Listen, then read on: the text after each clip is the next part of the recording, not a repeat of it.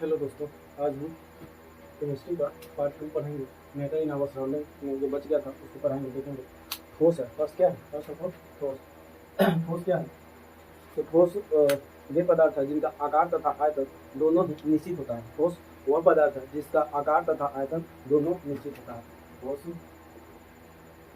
वह पदार्थ है जिसका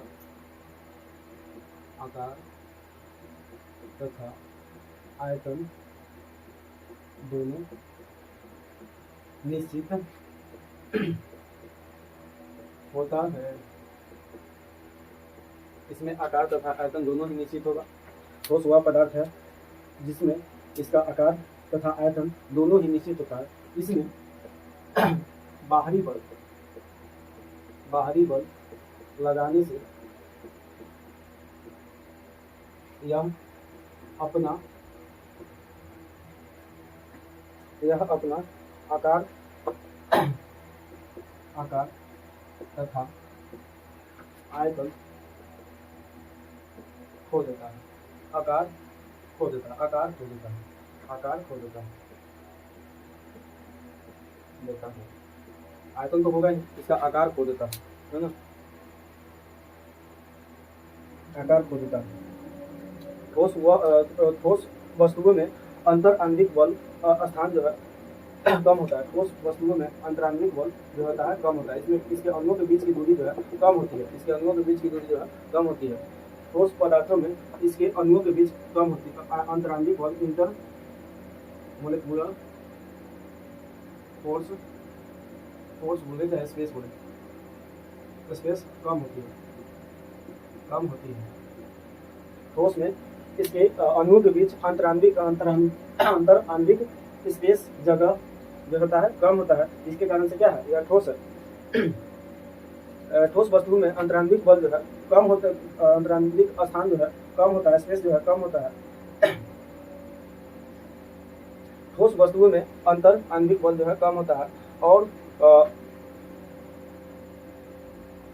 ठोस वस्तुओं में अंतराण्विक बल कम होता है, अंतराण्विक स्पेस कम होता है। इसका घनत्व ज्यादा होता है।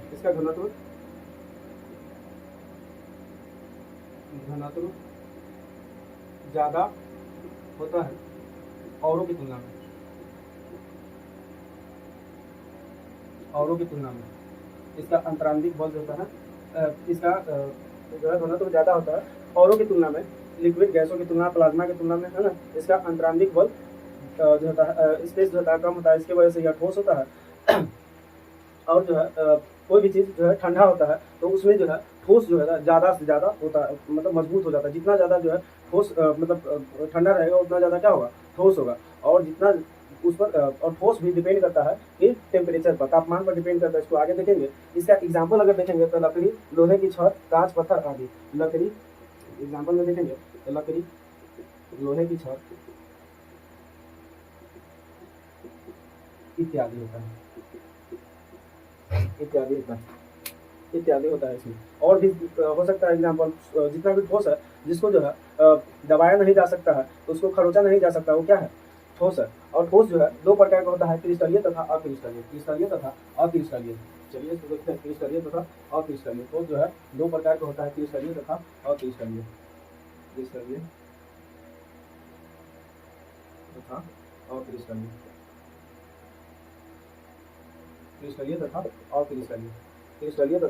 अक्रिस्टलीय। इसका निश्चित ज्यामितीय आकृति होता है। इनका गलनांक निश्चित होता है। इसका जो है निश्चित ज्यामितीय आकृति होता है। इसका निश्चित ज्यामितीय आकृति होता है। इसका गलनांक जो है, इसका गलनांक भी निश्चित होता है।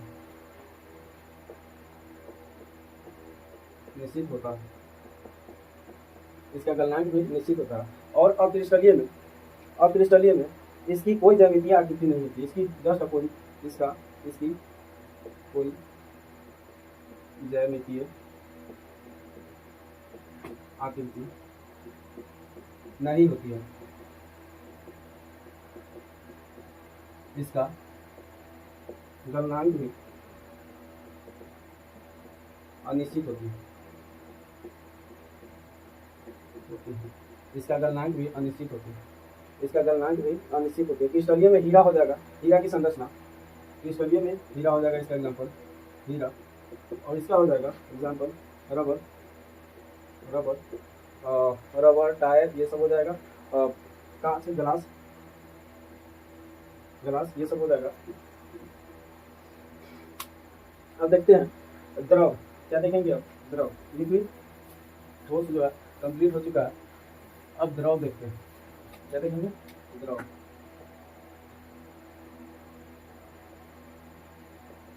द्रव और द्रव्य में डिफरेंस होता है। द्रव्य हो गया पदार्थ, वह पदार्थ वह वस्तु है जिसका द्रव्यमान तथा आयतन हो और वह जो है कुछ स्थान घेरे। वह पदार्थ जिसमें द्रव्यमान तथा आयतन हो और जो कुछ स्थान घेरे उसको द्रव्य या पदार्थ बोलते हैं। द्रव्य या पदार्थ बोलते हैं। अब लिक्विड देखते हैं। लिक्विड द्रव में द्रव्य पदार्थ है जिनका आयतन तो निश्चित होता है किंतु आकार निश्चित नहीं होता है। द्रव्य वे पदार्थ है, द्रव वे पदार्थ है जिसका आकार अनिश्चित तथा आयतन निश्चित होती है। आयतन निश्चित होती है, इसे बोलते हैं लिक्विड, द्रव। इसको लिक्विड बोलते हैं, द्रव बोलते हैं। एग्जाम्पल में दूध, पानी, डीजल, दूध, पानी, डीजल, इसे जिस पात्र में रखते हैं वह उसी के आकार का हो जाता है। तो इसका जो है आकार जो है निश्चित नहीं होता है, लेकिन आयतन तो होगा ही ना। जिसमें रखेंगे उस चीज का आकार ले लेता है। तो ये जो है आयतन निश्चित होता है, लेकिन इसका जो है आकार अनिश्चित होता है। इसका आयतन निश्चित होता है, लेकिन इसका आकार जो है आयतन निश्चित होता है। आकार अनिश्चित होता है, आयतन निश्चित होता है। कमरे के तापमान से ऊपर 30 से 35 डिग्री निम्न धातु द्रव के रूप में पाए जाते हैं, जैसे ब्रोमियम दिया। द्रव में अंतर आणविक स्थान ठोस की अपेक्षा अधिक होती है। द्रव में इंटर मोलिकुलर स्पेस द्रव की अपेक्षा ठोस की अपेक्षा सॉलिड की अपेक्षा कम होती है।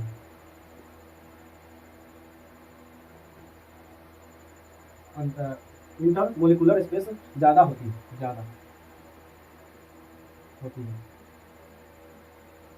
क्योंकि इसका कण जो है पास नहीं दूर होता है, तो ही तो लिक्विड है ना।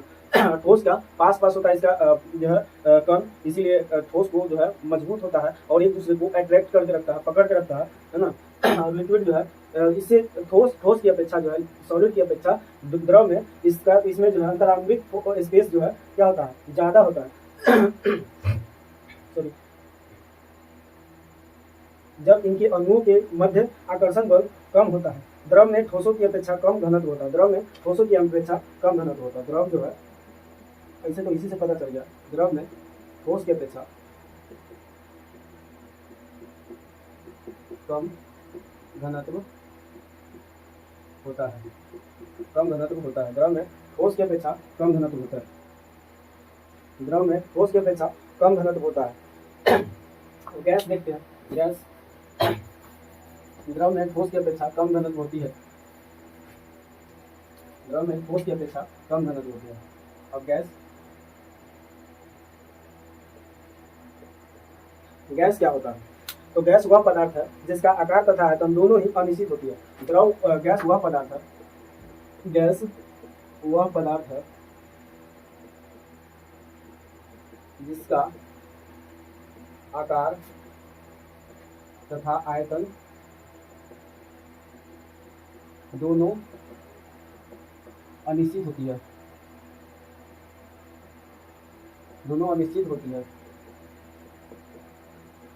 इसमें आकार तथा आयतन दोनों ही अनिश्चित होगा। क्योंकि जो है अगर 5 लीटर गैस है तो उसको जो है 14 लीटर वाला सिलेंडर में रखेंगे तो भी जो है वह पूरा सिलेंडर को वो अपना जो है गड्ढा जो है छेक लेता है। क्योंकि जो है गैस जो है यह जो है क्या बोलते हैं, गैस जो है उड़ते रहता है, मतलब एक दूसरे को का जो है कण जो है स्थिर नहीं होता, यह गतिशील पदार्थ है। अगर इसको बोला जाए तो यह इसको बोला यह गैस गतिशील पदार्थ है, गैस गतिशील पदार्थ है ना। अगर इसको बोला जाए तो गैस क्या है, गतिशील पदार्थ है। गैस में अंतरांगिक स्थान यानी कि इंटरमोलिकुलर फोर्स बहुत ही अधिक होता है। गैस में इंटरमोलिकुलर फोर्स, गैस में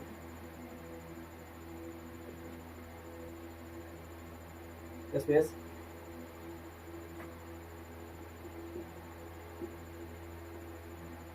अधिक होती है। गैस में इंटरमोलिकुलर स्पेस बहुत ही अधिक होती है। गैस में इंटरमोलिकुलर स्पेस बहुत ही अधिक होती है बहुत ही अधिक होती है। इसीलिए इसमें उच्च संपीड़न यानी कि जो है हाई कंप्रेसिबिलिटी का गुण होता है। गैस के कणों के मध्य आकर्षण बल नगण्य यानी कि बहुत ही कम होता है। गैस में आकर्षण बल बहुत ही कम होता है। गैस में एट्रैक्शन फोर्स, गैस में आकर्षण बल बहुत ही कम होती है। गैस में आकर्षण बल बहुत ही कम होती है। गैस में आकर्षण बल बहुत ही कम होती है। इसीलिए गैस के अणु तीव्र गति से अनियमित होती है, इसीलिए लिख चुके हैं। यानी कि यह जो है गतिशील गैस, गतिशील कह सकते हैं इस पदार्थ को। इसका एग्जाम्पल ऑक्सीजन, मीथेन, गोबर गैस, ऑक्सीजन,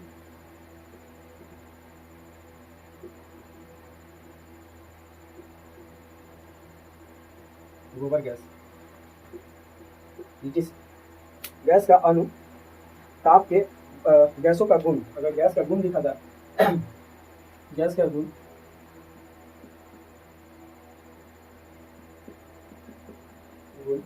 गैस का गुण देखा जाए तो गैस का गुण नंबर 1 में तापमान के बढ़ने से इसका आयतन बढ़ता है। तापमान के बढ़ने से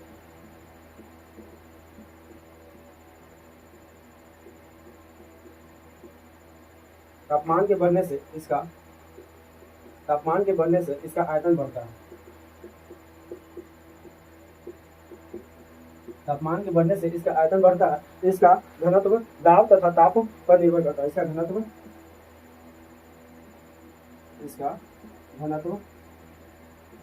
दाब तथा ताप पर निर्भर करता है। दाब तथा ताप पर निर्भर करता है। तो गैस क्या, ठोस भी और लिक्विड भी जो है, सॉलिड लिक्विड सब जो है ताप पर, प्रेशर तथा टेम्परेचर पर डिपेंड करता है। क्योंकि जो है जितना ज़्यादा टेम्परेचर देंगे उतना ज़्यादा जो है उसका इंटरमोलिकुलर फोर्स स्पेस जो है कम ज़्यादा होते चला जाएगा। वह एक समय ऐसा हो जाएगा कि वह जो है बाष्प इवोपराइजेशन हो गया, क्या हो जाएगा, इवोपराइज हो जाएगा, बाष्प बन के उड़ जाएगा, है ना। इतना टेम्परेचर जितना ज़्यादा देंगे उतना ज़्यादा क्या हो जाएगा, वह जो है एक अणु जो है दूसरे अणु के बीच में जो है अट्रैक्शन जो है कम होते चला जाएगा। और एक समय ऐसा आएगा कि क्या हो जाएगा, वह जो है उसका अणु एक दूसरे से क्या हो जाएगा, अलग हो जाएगा। अगर देख STP standard temperature and pressure सभी गैस के 1 ग्राम अणु का आयतन 22.4 लीटर होता है। 3 नंबर में देखा जाए STP standard temperature and pressure standard temperature and pressure सभी गैसों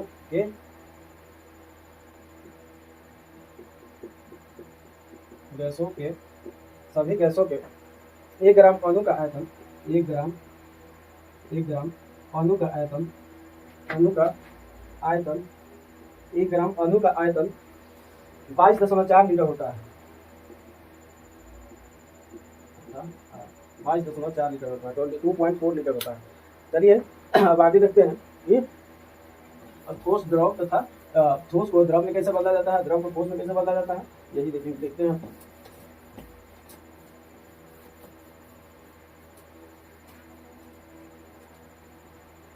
और तापमान पहले तो देखते हैं। ठोस यानी कि बर्फ, ठोस द्रव, ठोस और द्रव यानी कि द्रव, ठोस द्रव यानी कि जल, गैस यानी कि क्या बोल सकते हैं इसको, वाष्प, है ना। देखते हैं, इधर चला जाएगा और ये इधर चला जाएगा। इधर जाएगा तो क्या चीज़ की वजह से, ताप की वजह से, टेम्परेचर की वजह से, टेम्परेचर की वजह से। और अगर इधर आता है तो ठंडा की वजह से, कम टेम्परेचर की वजह से, ठंडा, ठंडा की वजह से। अगर इधर आता है तो ठंडा की वजह से, है ना, ठंडा की वजह से। ये हो गया। अब दूसरा देखते हैं कि ठोस द्रव में बदलना फ्यूजन कहलाता है। ठोस जो है द्रव में बदलना, ठोस द्रव में बदलना, बदलना फ्यूजन, फ्यूजन कहलाता है, फ्यूजन कहलाता है। ठोस द्रव में बदलना फ्यूजन कहलाता है तथा द्रव को ठोस में बदलना फ्रीजिंग कहलाता है। द्रव को ठोस में बदलना फ्रीजिंग कहलाता है,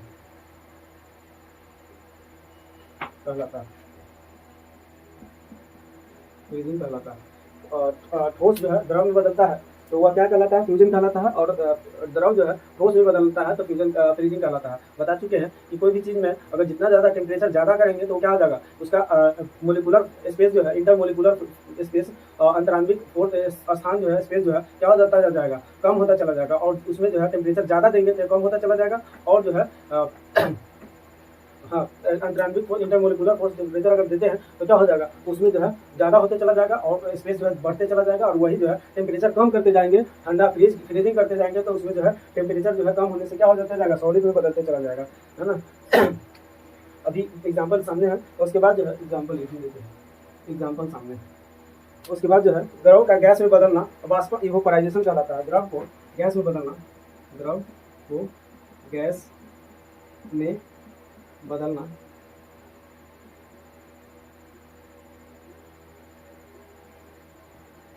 कहलाता, द्रव को गैस में बदलना इवोपोराइजेशन कहलाता है। द्रव को गैस में बदलना इवोपोराइजेशन कहलाता है। गैस का द्रव में बदलना कंडेंसेशन कहलाता है, संघनन। गैस को द्रव में बदलना कंडेंसेशन कहलाता है, कंडेंसेशन कहलाता है। इस संपूर्ण प्रक्रिया को डिस्टिलेशन कहते हैं। ये सभी प्रक्रिया को क्या बोलते हैं, तो डिस्टिलेशन कहते हैं। ये सभी प्रक्रिया को क्या बोलता है, तो डिस्टिलेशन बोलते हैं। ठोस का सीधे गैस में बदल जाना सब्लिमेशन कहलाता है। ठोस को सीधे गैस में बदल जाना, ठोस को सीधे गैस में बदल जाना सब्लिमेशन कहलाता है। ठोस को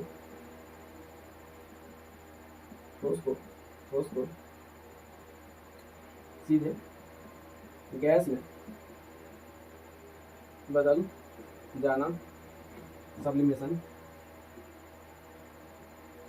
कहलाता है, सब्लिमेशन कहलाता है। ठोस को सीधे गैस में बदल जाना सब्लिमेशन कहलाता है। और गैस का सीधे ठोस में बदल जाना डिपोजिशन कहलाता है। और गैस का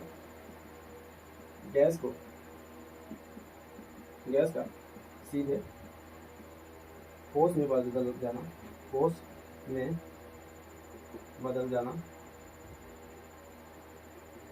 ठोस में बदल जाना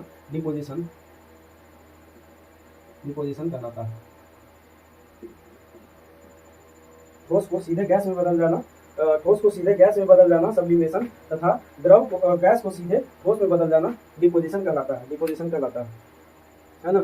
पदार्थ की तीन अवस्थाएं का तुलनात्मक अध्ययन, घनत्व अगर देखा जाए तो ठोस में ज़्यादा होता है, द्रव में उससे कम होता है और गैस में उससे भी कम होता है ना। आणविक आकर्षण बल अगर देखा जाए तो मोलिकुलर अट्रैक्शन फोर्स ठोस में ज़्यादा होता है, द्रव में कम होती है ठोस की तुलना में, और गैस में उससे भी कम होती है। अगर जो अंतराण्विक स्थान देखा जाए तो इंटरमोलिकुलर स्पेस तो गैस में ज़्यादा होती है, मोलिकुलर स्पेस जो है ज़्यादा होती है इंटरमोलिकुलर स्पेस, और द्रव में उससे भी जो है कम होती है गैस की तुलना में, और द्रव में उससे भी कम होती है मतलब अंतराण्विक इंटरमोलिकुलर स्पेस।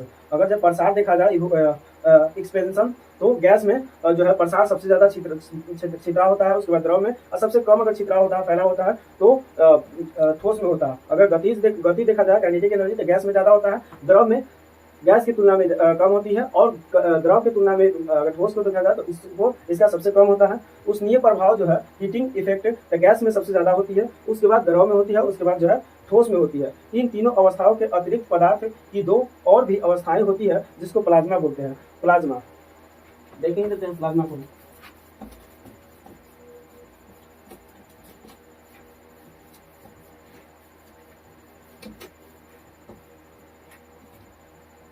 प्लाज्मा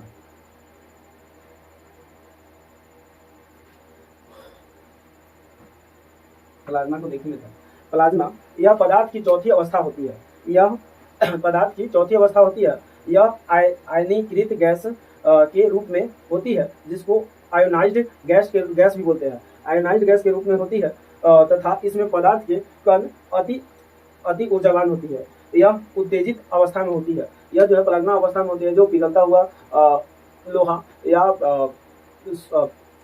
हाइड्रोजन का हीलियम में जो है संलयन होना, सूर्य को बोला जा सकता है, पिघलता हुआ लोहा, है ना। फ्लोरोसेंट ट्यूब और नियॉन बल्ब में प्लाज्मा होती है। हीलियम या कोई अन्य गैस होती है। इसमें कण अति ऊर्जावान तथा उज्ज्वलित होती है। सूर्य तथा तारों ईंधन प्लाज्मा अवस्था के कारण होती है। प्लाज्मा अवस्था के कारण जो है तारा जो है ईंधन जो है उत्सर्जित करती है। प्लाज्मा की पहचान सर्वप्रथम सर विलियम क्रूक्स द्वारा 1879 ईस्वी में प्लाज्मा को जो है सर्वप्रथम प्लाज्मा की पहचान सर्वप्रथम सर विलियम क्रूक्स द्वारा 1879 ईस्वी में की गई थी। इन्होंने इसे चमकते पदार्थ का नाम दिया था। इन्हें चमकते पदार्थ का नाम दिया था। इरविंग लैंगम्यूडर ने इसे प्लाज्मा नाम दिया था। ब्रह्मांड का लगभग 96% हिस्सा जो है प्लाज्मा से ही निर्मित है। ब्रह्मांड का जो है 96% हिस्सा जो है प्लाज्मा से ही बना हुआ है। और अगर बोस आइंस्टीन कंडेंसेट यह जो है पदार्थ की पांचवी अवस्था है। यह पदार्थ की Bose Einstein condensate BEC, Bose Einstein condensate यह पदार्थ की पांचवी अवस्था है। यह पदार्थ की अवस्था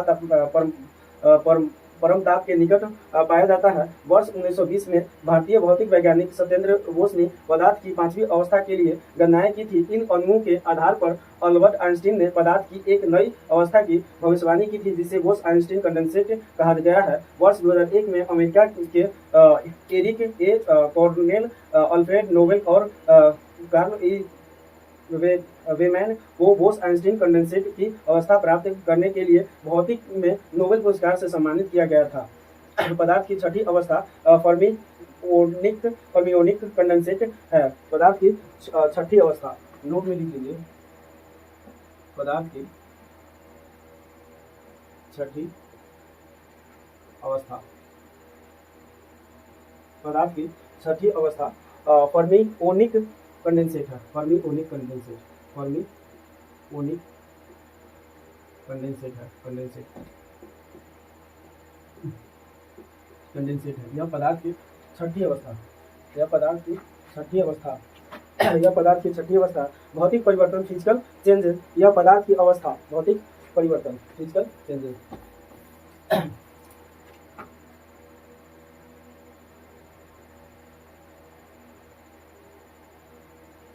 फिजिकल चेंजेस यह एक अस्थायी परिवर्तन है। इसमें नए पदार्थ का निर्माण हमेशा के लिए नहीं होता है। यह एक अस्थायी परिवर्तन है। इसमें हमेशा के लिए पदार्थ जो है अपनी अवस्था नहीं बदलती है। अपनी अवस्था हमेशा के लिए नहीं बदलती है। इसमें पदार्थ की अवस्था, आकृति इत्यादि बदल जाती है, परंतु नए पदार्थ का निर्माण नहीं होता है। इसमें पदार्थ की अवस्था, आकृति, इसमें पदार्थ की अवस्था, आकृति बदल जाती है, परंतु इसमें नए पदार्थ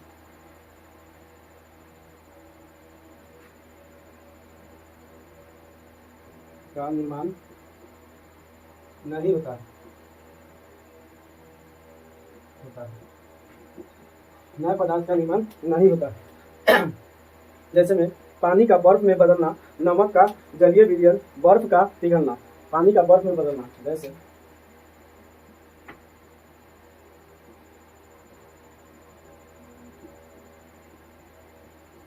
इत्यादि इत्यादि। रासायनिक परिवर्तन, इलेक्ट्रिक केमिकल चेंजेस, यह एक अस्थायी परिवर्तन है। इसमें नए पदार्थ का निर्माण हमेशा के लिए हो जाता है। लकड़ी का जलना, मोमबत्ती का जलना, दूध का खट्टा होना इत्यादि। मिश्रण का बनना एक भौतिक परिवर्तन है, जबकि यौगिक का बनना एक रासायनिक परिवर्तन है। मिश्रण का बनना केमिकल चेंजेस।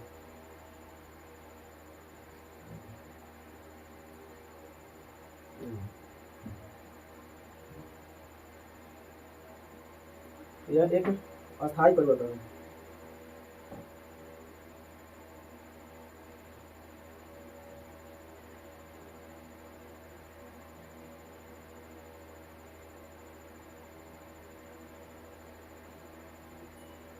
परिवर्तन, यह एक अस्थायी परिवर्तन है। इसमें नए पदार्थ का निर्माण होते हैं। इसमें नए पदार्थ का निर्माण होती है। इसमें नए पदार्थ का निर्माण होती है। इसमें नए पदार्थ का निर्माण होती है। जैसे में लकड़ी का जलना, मोमबत्ती का जलना, दूध का खट्टा होना। जैसे में मोमबत्ती का जलना,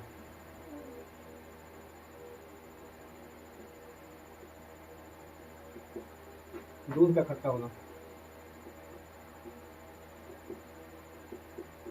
इत्यादि। नोट, मिश्रण का बनना एक भौतिक परिवर्तन है। मिश्रण का बनना एक भौतिक परिवर्तन है, जबकि यौगिक का बनना एक रासायनिक परिवर्तन है।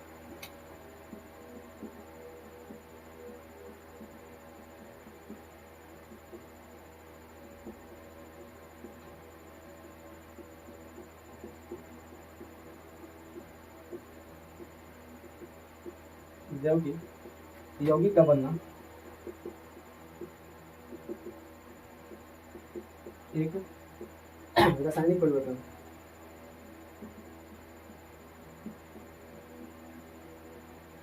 रासायनिक परिवर्तन, रासायनिक परिवर्तन। ऐसा ही देख लेते हैं। भौतिक परिवर्तन, रासायनिक परिवर्तन। मोम का पिघलना भौतिक परिवर्तन है, लेकिन मोमबत्ती का जलना रासायनिक परिवर्तन है। पानी से बर्फ का बनना भौतिक परिवर्तन है, लेकिन मक्खन का खट्टा होना, दूध का खट्टा होना भौतिक रासायनिक परिवर्तन है। पानी का वाष्प में बनना भौतिक परिवर्तन है, लेकिन खाने का पचना रासायनिक परिवर्तन है। दूध का गर्म होना भौतिक परिवर्तन है। लोहे पर जंग लगना रासायनिक परिवर्तन है। रेत का पानी में घुलना भौतिक परिवर्तन है, लेकिन दूध से दही बनना रासायनिक परिवर्तन है। कागज का फटना भौतिक परिवर्तन है, लेकिन कागज का जलना रासायनिक परिवर्तन है। तत्व देखते हैं। एलिमेंट,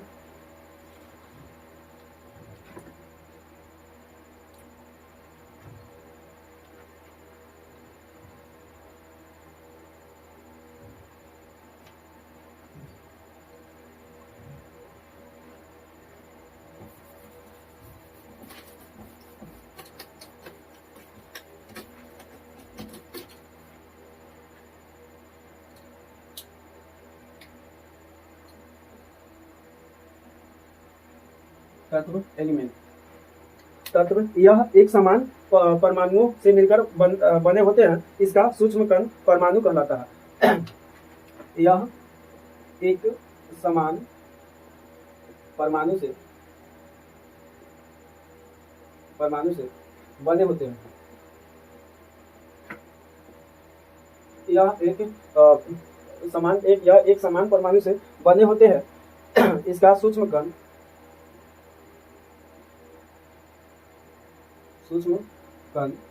इनका सूक्ष्म कण परमाणु कहलाता है।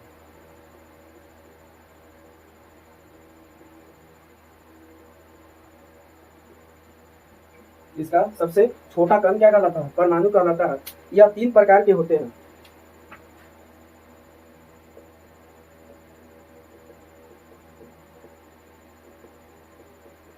यह 3 प्रकार के होते हैं। पहला धातु, दूसरा अधातु, तीसरा उधातु।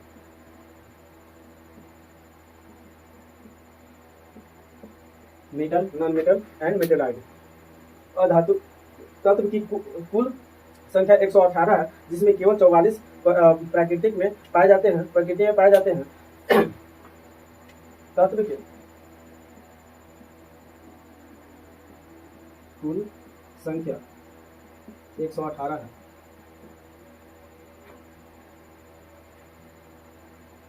तत्व की कुल संख्या 18 है, जिसमें 44, इसमें 44 प्रकृति में पाया जाता है। प्रकृति में पाए जाते हैं, प्रकृति में पाए जाते हैं, जिसमें 44 तत्व जो है प्रकृति में पाए जाते हैं। पृथ्वी की भू प्रकृति में निम्न क्रम में तत्व पाए जाते हैं।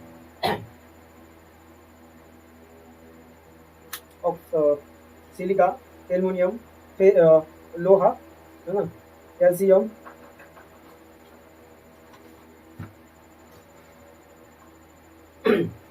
शरीर में सर्वाधिक मात्रा में कैल्शियम धातु पाया जाता है, जबकि सबसे कम मात्रा में मैग्नीज पाया जाता है शरीर में।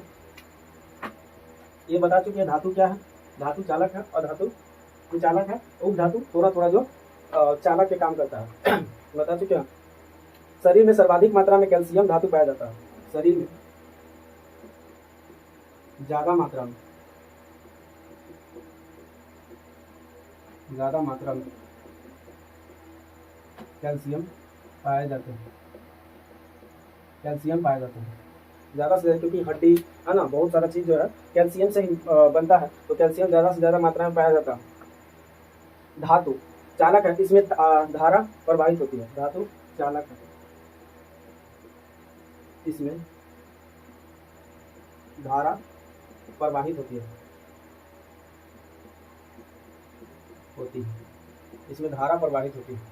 अधातु अचालक है, चाहे कुचालक है। अधातु कुचालक है, इसमें धारा प्रवाहित नहीं होती है। कुचालक, इसमें धारा प्रवाहित नहीं होती, इसमें धारा प्रवाहित नहीं होती है। इसमें धारा प्रवाहित नहीं होती है। उपचालक, अर्धचालक इसको बोलते हैं।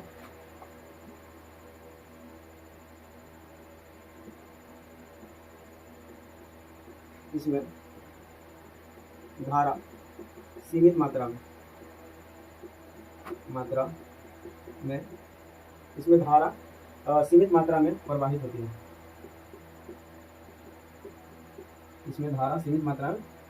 है। प्रथम निर्मित तत्व पोलियम है, जिसको पीओ से सूचित करते हैं। ब्रह्मांड में सबसे अधिक मात्रा में पाया जाने वाला तत्व हाइड्रोजन है। ब्रह्मांड में सबसे ज्यादा मात्रा में पाया जाने वाला तत्व क्या है? हाइड्रोजन है। हाइड्रोजन ब्रह्मांड में, यूनिवर्स में सबसे ज्यादा मात्रा में पाए जाने वाले तत्व हाइड्रोजन है। वायुमंडल में सबसे अधिक मात्रा में पाए जाने वाला तत्व नाइट्रोजन है।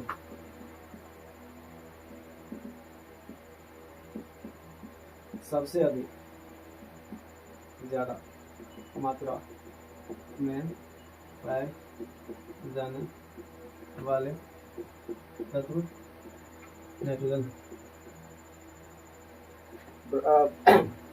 मानव में सबसे अधिक मात्रा में पाए जाने वाला तत्व ऑक्सीजन है। पृथ्वी के प्रॉपर्टी में सबसे अधिक मात्रा में पाए जाने वाला पृथ्वी के प्रॉपर्टी, भू प्रॉपर्टी में सबसे अधिक पाया जाने वाला तत्व जो है ऑक्सीजन है। यौगिक, कंपाउंड को देखते हैं।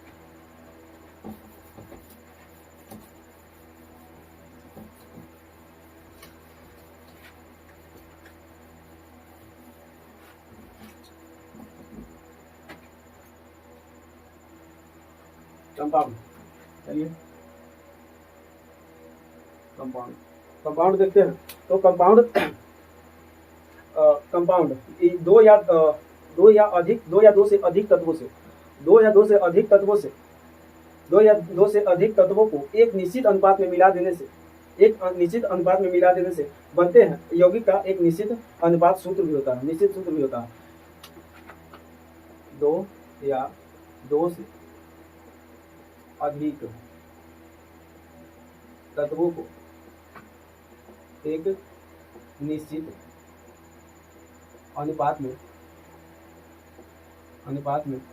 मिला देने से बनने वाला तत्व कंपाउंड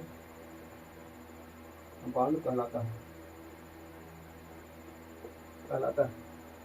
2 या 2 से अधिक तत्वों को एक साथ मिला देने से, निश्चित अनुपात में मिला देने से बनने वाला तत्व कंपाउंड कहलाता है। एग्जाम्पल में H2O, N2O, H2O, N2O, CH4, CH4, CO2,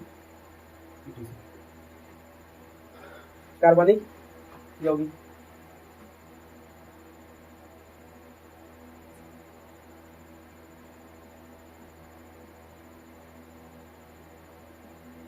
कार्बनिक कंपाउंड, कार्बनिक यौगिक यानी कि कार्बनिक यौगिक को क्या बोलते हैं? Organic compound. ऑर्गेनिक कंपाउंड, कार्बनिक यौगिक उसको बोलते हैं वैसे यौगिक जिसमें कार्बन की मात्रा उपस्थित हो। वैसे यौगिक, वैसे कंपाउंड जिसमें कार्बन की मात्रा उपस्थित हो।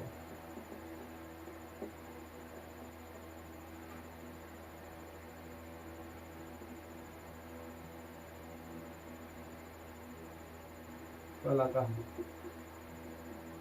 ऑर्गेनिक कंपाउंड कहलाता है। ऑर्गेनिक कंपाउंड कहलाता है। अकार्बनिक inorganic compound.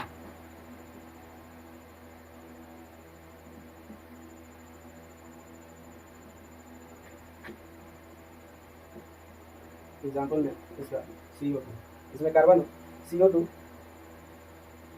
CH4, CO2, CH4, C2, H5, etc. वैसे यौगिक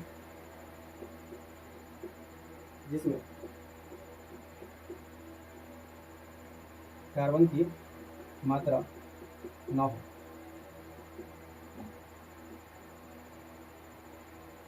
इनऑर्गेनिक कंपाउंड कहलाता है। एग्जाम्पल में H2O, N2O। यौगिक जो है भाग लेने वाले तत्व, यौगिक में भाग लेने वाले तत्व ज्यादातर जो है कार्बन और ऑक्सीजन है। यौगिक में ज्यादातर भाग लेने वाला तत्व क्या है? कार्बन तथा ऑक्सीजन है। N2O नाइट्रस ऑक्साइड है, लाफिंग गैस कहते हैं। N2O को लाफिंग गैस बोलते हैं। N2O laughing gas.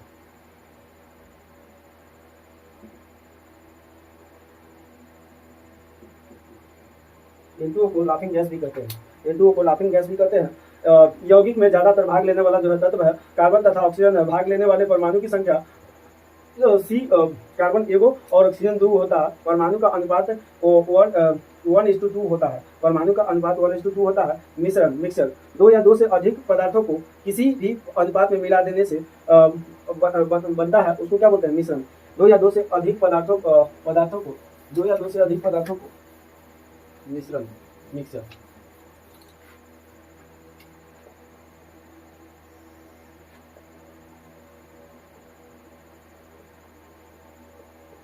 दो या 2 से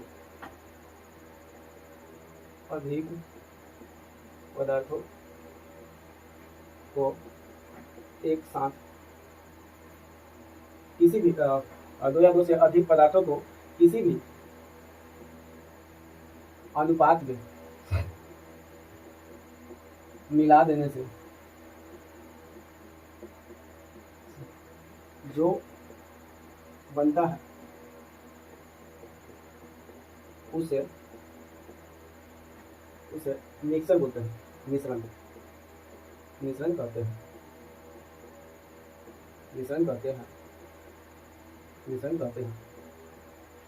एग्जाम्पल में मिश्रण करते हैं। एग्जाम्पल क्या तो पता ही है। अभी यह जो है 2 प्रकार के होते हैं, मिश्रण, मिक्सर। दो प्रकार के होते हैं, होमोजेनियस मिक्सर, होमोजेनियस मिक्सर तथा दूसरा में है हेट्रोजेनियस।